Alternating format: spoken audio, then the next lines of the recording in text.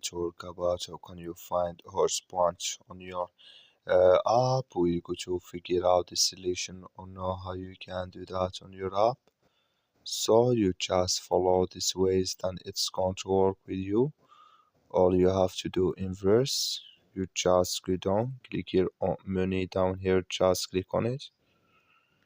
Then it's going to take you to this list. It's going to show for you like this here. So then you come here to uh, earn host points here, host points, click on it, and here you will find here host points here. So that's all you have to do. That's all to find your host points. Like you see, I have nothing here, but if you have it, you will find it. That's all. I wish you a great thank you for watching. Don't forget to support us by liking, subscribe. So thank you for your watching.